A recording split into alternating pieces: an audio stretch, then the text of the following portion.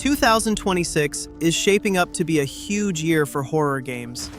Some of the upcoming releases already look genuinely terrifying, with long-awaited sequels and brand new nightmares fans have been waiting for. Here are the top 20 most anticipated horror games coming soon. M.I.N.S. starts in a world that already feels dead before anything scary even happens. You play as a small robot walking through a ruined city covered in toxic fog. And right away, you can tell this place didn't just fall apart overnight. Something bad happened here. And whatever it was, it never really left. The setup is simple, but it works. You're not some overpowered hero. You're alone, fragile, and trying to survive while looking for answers tied to your creator. As you move through empty streets and broken buildings, the game slowly builds tension through atmosphere, not noise. It's quiet, uncomfortable, and very intentional. If the developers nail the pacing and keep the tension consistent, M.I.N.S.K could easily become one of those sleeper horror games people don't expect much from, but end up remembering long after they finish it.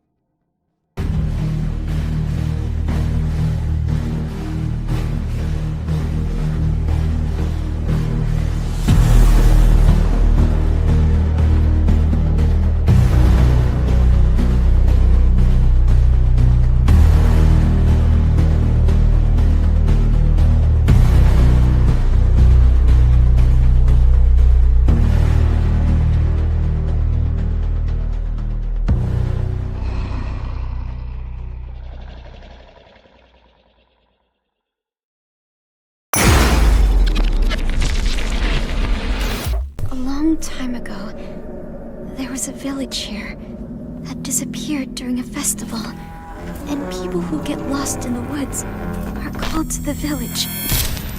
Do you think this is...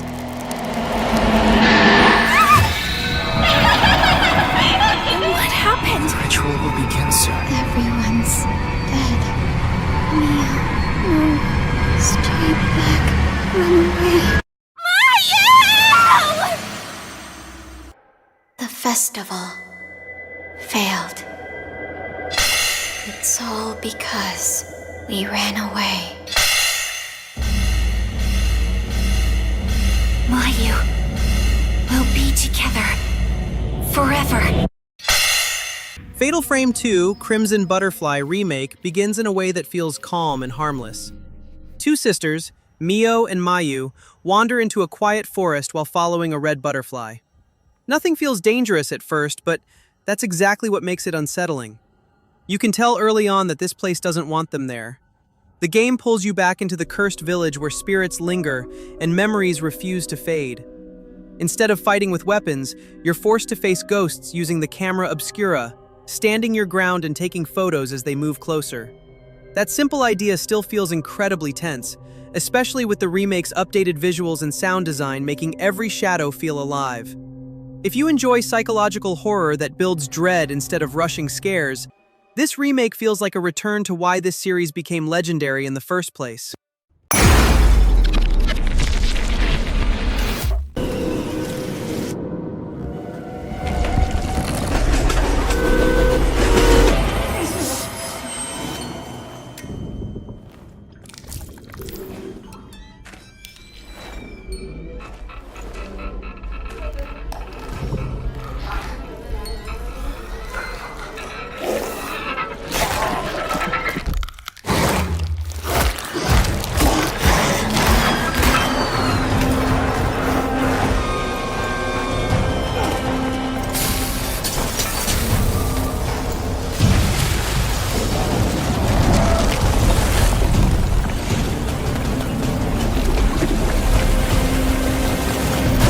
The Sinking City 2 opens in a version of Arkham that's already collapsing. The city is flooded and filled with people who feel trapped in something far bigger than themselves. The story leans deeper into cosmic horror this time, focusing on cult activity and strange transformations. You're not just uncovering mysteries anymore, you're trying to understand what happens when a city loses control and gives in to the unknown. The developers have also been open about shifting the focus toward horror instead of pure investigation, responding directly to feedback from the first game. Combat, exploration, and resource management are still there, but the goal seems to be making every step feel risky rather than routine. The Sinking City 2 stands out because it feels more confident about its direction. A heavier story, stronger horror identity, and a setting that feels truly hostile.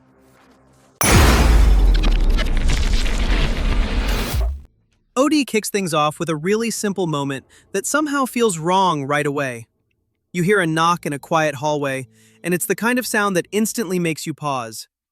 Nothing jumps out at you, but your brain starts racing. From the start, the game is clearly trying to mess with your sense of comfort and make you question what you're about to walk into. This project already turns heads because it's led by Hideo Kojima. Just hearing those names together sets certain expectations. They've talked about OD being more of an experience than a traditional horror game, using Unreal Engine 5 and focusing on different types of fear, almost like short chapters that each hit in a different way. That alone makes it feel unpredictable. There's still no real gameplay shown yet, mostly just mood and ideas, but that mystery is part of why people are so interested.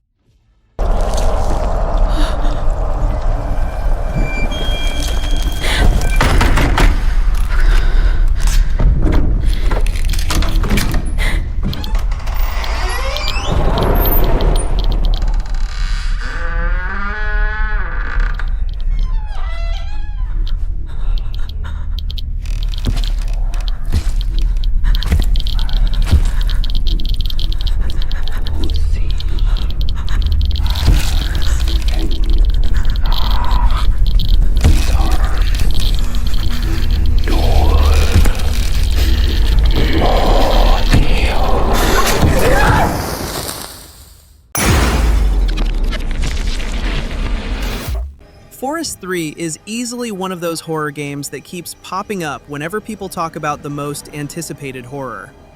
From the very start, it signals a big shift for the series. The story begins with a mission that goes wrong, leaving you stranded in a strange and hostile world.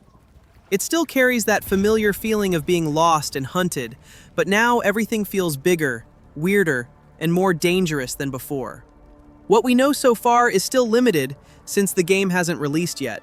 It's being developed as the next chapter after The Forest and Sons of the Forest, and early reveals suggest the developers want to push the series beyond just islands and forests. Gameplay is expected to keep its survival roots, but with new environments and threats that change how you approach staying alive.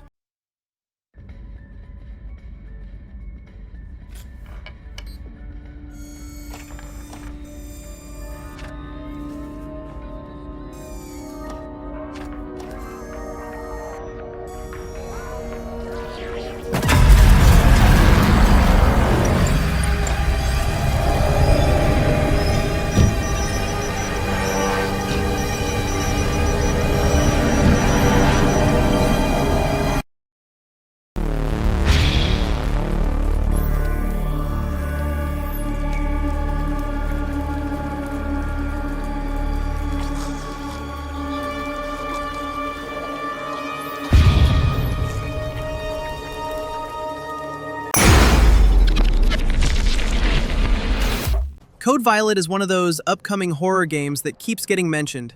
The story puts you in a future where humanity is close to extinction.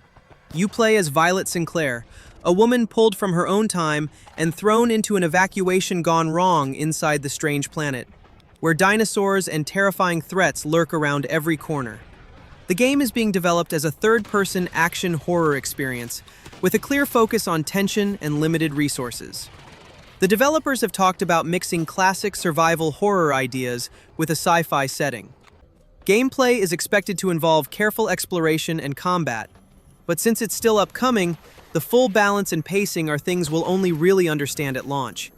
There's not a ton of final gameplay out yet, but the promise of classic horror tension mixed with prehistoric threats is exactly the kind of vibe fans are curious about. The cradle will rock when the hour breaks. The cradle will fall and down will come, baby. Cradle and all.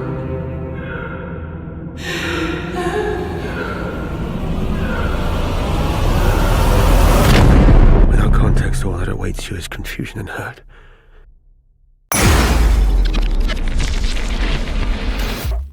Liminal Point opens with a personal and uneasy setup. Lyra, a former rock musician, returns to a fog-covered island after receiving a strange voicemail from her missing bandmate. The message is short, unclear, and unsettling, but it's enough to pull her back to a place that clearly doesn't want visitors anymore. From the first moments, the island feels abandoned, silent, and full of memories that refuse to stay buried. In the second part, what we know so far comes from early trailers and reveals.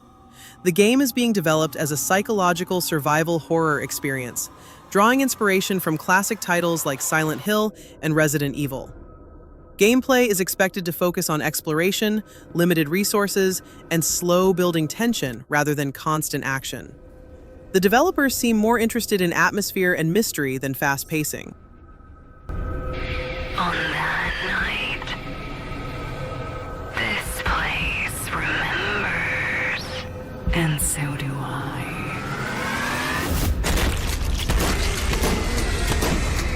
I'll be waiting, so come and find me.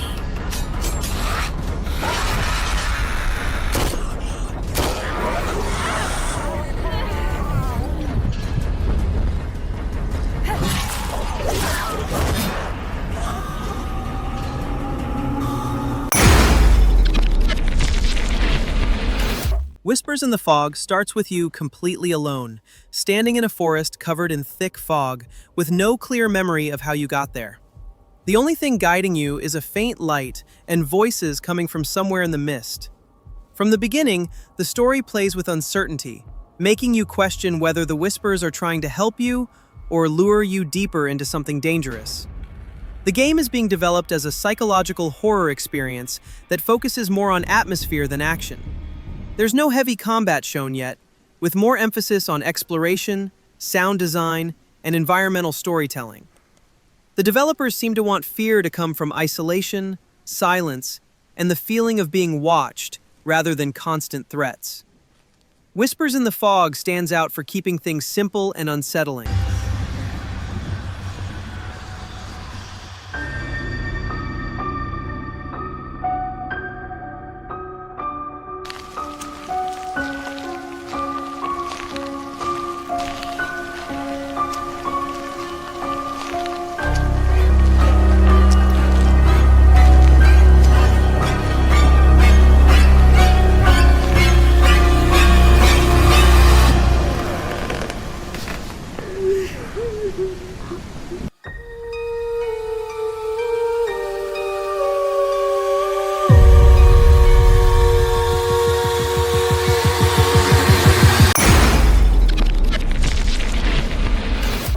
The Lost Wild starts with a simple but dangerous situation. You're stranded on a remote island where something has clearly gone very wrong. Abandoned facilities, broken radios, and overgrown paths hint that people were here before you, and they didn't leave safely. The biggest problem is obvious right away.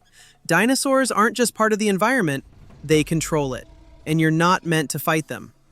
The developers have talked about treating dinosaurs like real animals, meaning they react to sound, movement, and territory, which adds tension even when nothing is happening. The Lost Wild stands out because it flips the usual dinosaur game fantasy. You're not the hunter, you're the prey.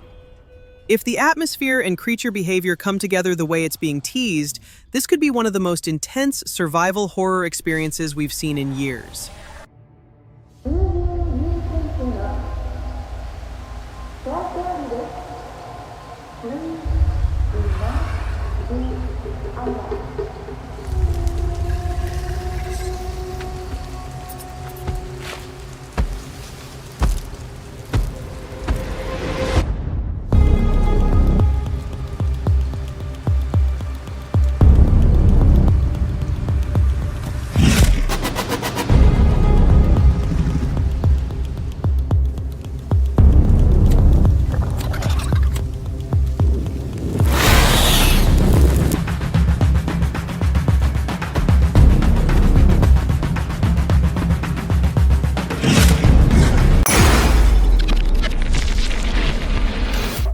The Mound Omen of Cthulhu drops you into a doomed expedition, heading deep into an uncharted jungle.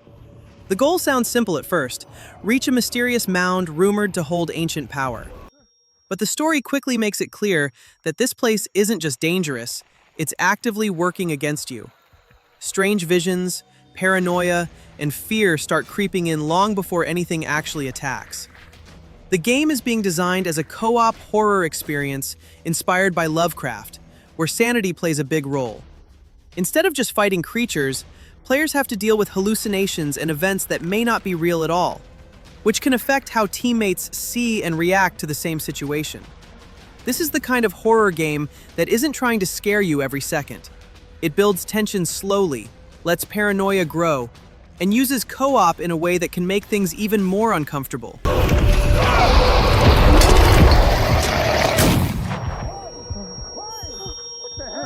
Why did you shoot? Why did you shoot him? Christ, in the Lord's name. There's another one. Yeah, I got this. German, I need help. Where are you? Coming. It's here. Whoa, what is this thing? Oh, no. I scared me. I'm sure they're about to attack. Yeah, for sure. Oh my God. What the hell? Yeah, crazy. Coming to help. I need backup too. Guys, I'm lost. Where are you? Oh, not again. I can't hear. John Carpenter's toxic Commando throws subtle horror out the window and goes straight for chaos. The story takes place after a science experiment completely spirals out of control, awakening something known as the Sludge God. Entire areas are overrun, people are mutating, and the world feels like it's already in damage control mode rather than trying to be saved. From the jump, it's clear this is about surviving a supernatural mess, not figuring out how it started. In the second part, based on early reveals, the game is being made as a co-op first-person shooter with a heavy action horror focus. You team up with other players, use vehicles, heavy weapons, and different loadouts, and push through massive enemy swarms. The developers have leaned into a grindhouse, 80s monster movie vibe instead of slow scares, which explains the fast pace and loud tone. This feels like the kind of horror game you jump into when you want pure adrenaline. Loud guns, ridiculous monsters, and that non-stop pressure where everything is exploding and going wrong at once. If you're looking for slow, quiet scares, this isn't it. But if you want horror that feels like a wild midnight movie with friends, Toxic Commando looks ready to deliver exactly that chaos. On my mark. 5, 4, 3, 2, 1.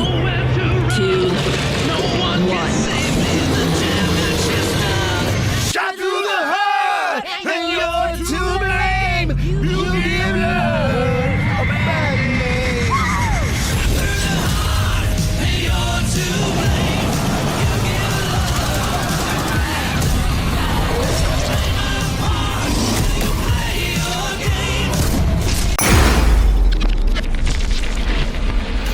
Supreme Experiment throws you into a world where humans haven't set foot on the surface in over a century.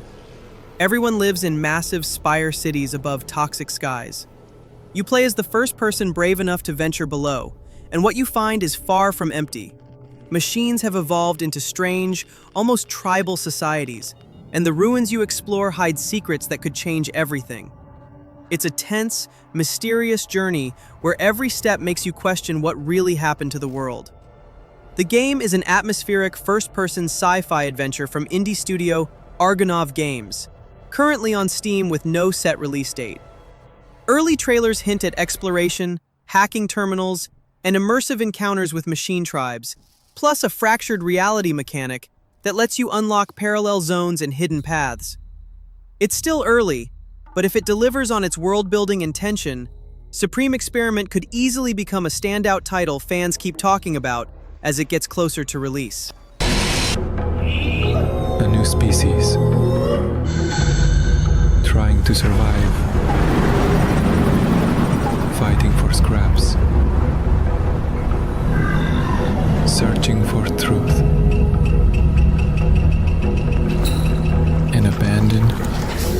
poisoned wasteland, crawling with creatures beyond imagination.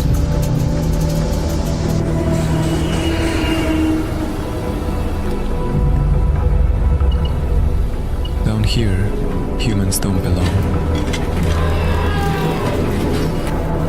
For those who left the city, it's a one-way ticket.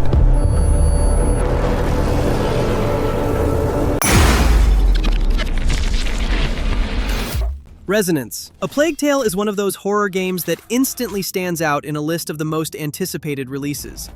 Even among big titles, this one feels special because of how emotional and heavy its world already is. From the very first moments, you can tell this isn't just another sequel. It feels like a continuation of pain, loss, and unfinished stories. The game takes you back into a world that never truly healed. The plague may be quieter now, but its presence is still everywhere. Streets feel empty, people live in fear, and something dark is slowly rising again. The story hints at a deeper connection to the macula, teasing that the past isn't done with you yet. Gameplay looks more refined and more personal. Stealth still plays a big role, but movement feels smoother and more natural. You're not trying to be a hero. You're surviving, staying quiet, and making tough choices in a world that doesn't forgive mistakes. Resonance feels like a slow-burn horror experience. It's not about constant action, but about tension, atmosphere, and emotional weight. And honestly, that's what makes it one of the most exciting horror games to look forward to. Experiences when it finally lands.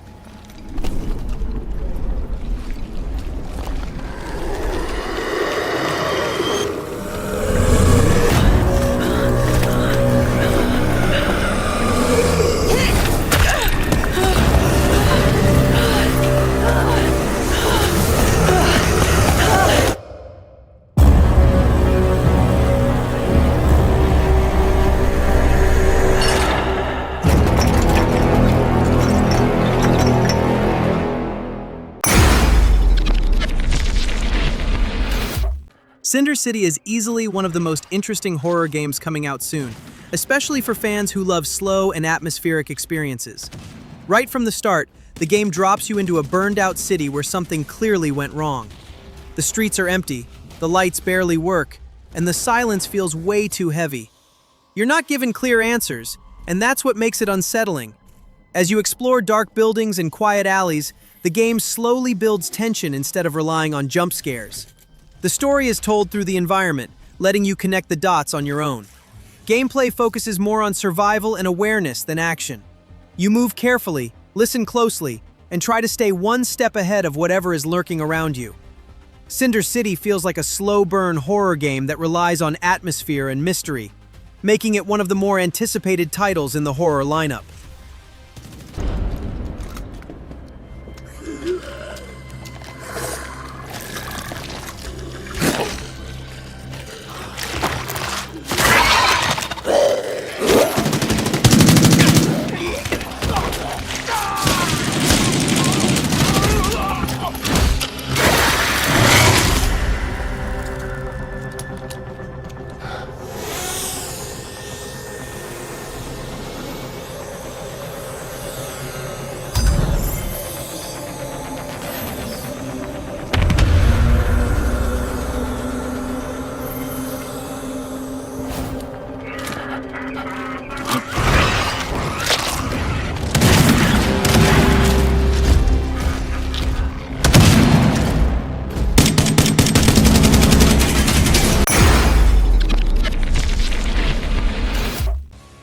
Mortal Shell 2 is easily one of the most anticipated dark fantasy games on the list, especially if you're into slow, brutal combat.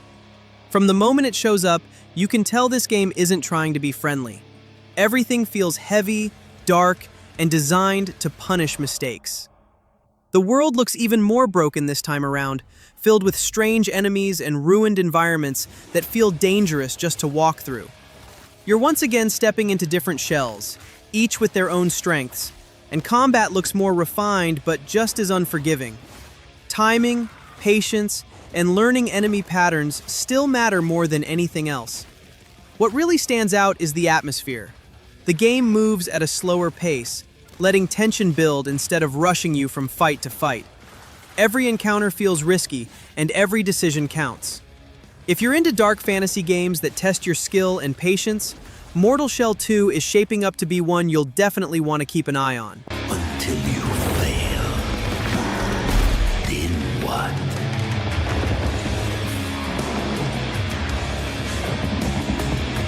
You're no god. But neither have they.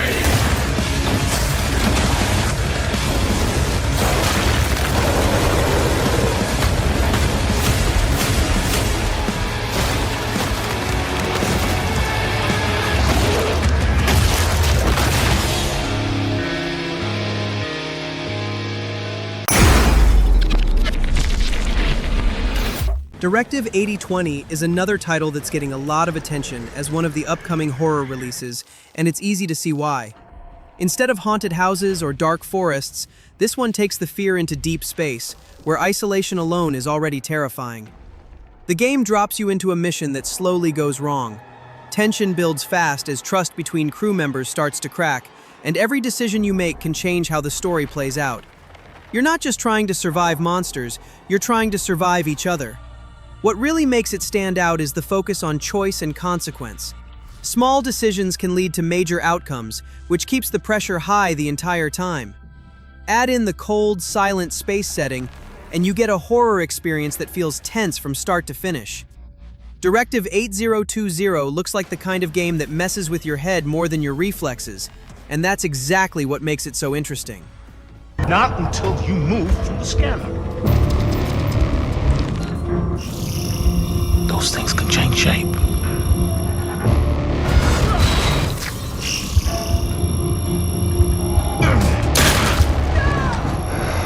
Don't you ever point that thing at me again.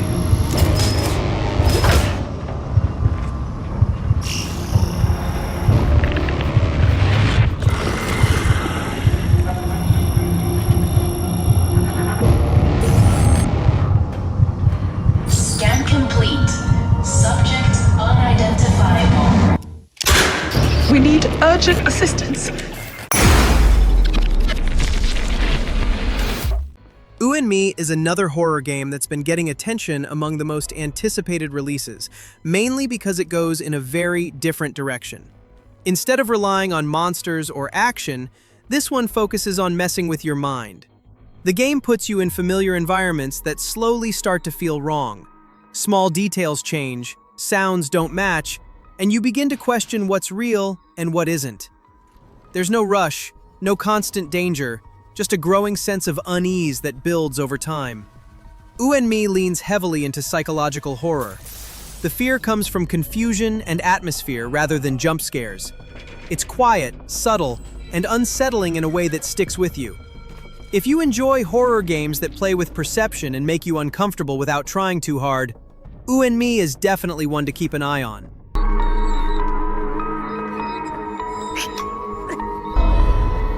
とにかくイライラしてそれどころじゃないんだって。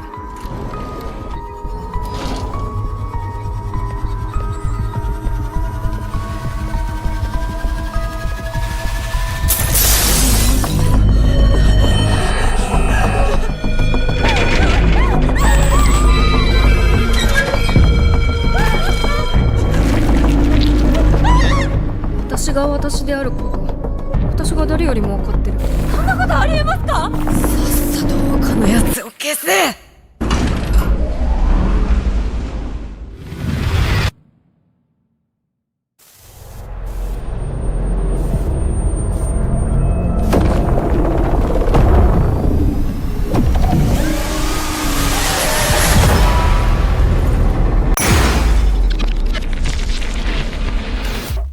Valor Mortis is one of those upcoming horror games that instantly feels like it belongs on a most anticipated list. Not because of hype, but because of how heavy and intense it looks.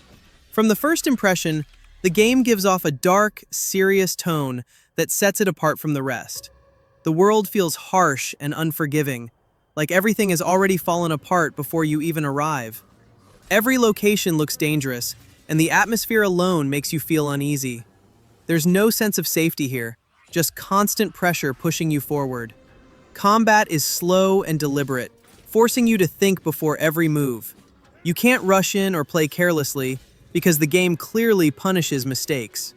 What makes Valor Mortis stand out is how confident it is in its tone. It doesn't rely on loud scares or flashy moments. Instead, it builds fear through atmosphere, pacing, and the feeling that survival is never guaranteed.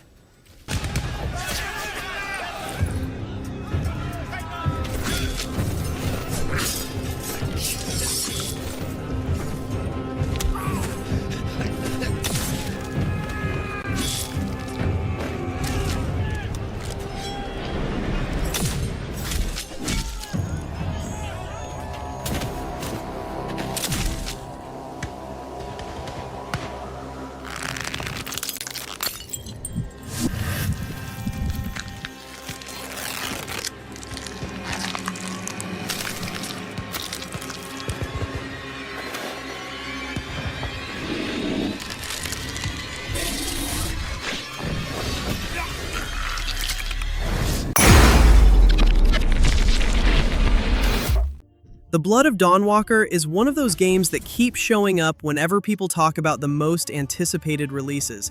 And honestly, it makes sense. From the moment it was revealed, it felt like something special. Dark, emotional, and way more story-driven than most fantasy games out there. The game is set in a world slowly being overtaken by vampires, where your choices matter just as much as your strength. You play as someone caught between humanity and something darker, and that inner struggle shapes the story. Instead of rushing from fight to fight, the game focuses on atmosphere, tension, and the consequences of your decisions. The Blood of Dawnwalker doesn't try to be flashy. It focuses on mood, storytelling, and emotional weight. And that's what makes it so compelling. If you're into dark fantasy with strong narrative and real consequences, this is easily one of the games to keep your eyes on.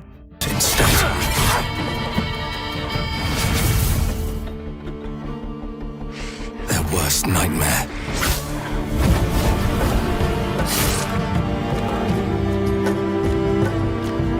A Dawnwalker. Trapped between the two worlds. Fighting to even the score. Fighting to understand the evil behind it all. He is out there watching, seeping into you, growing.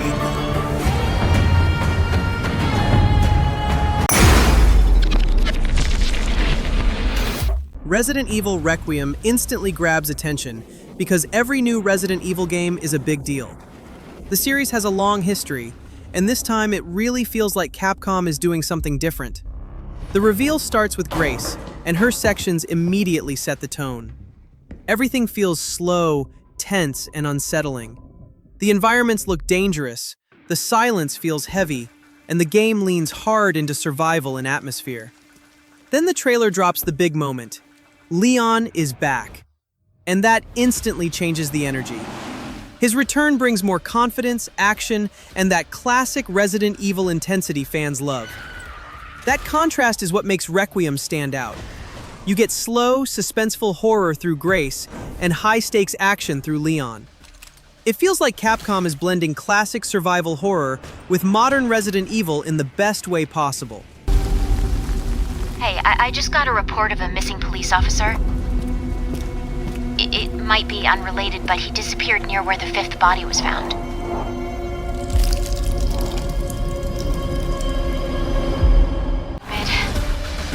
Me? Never.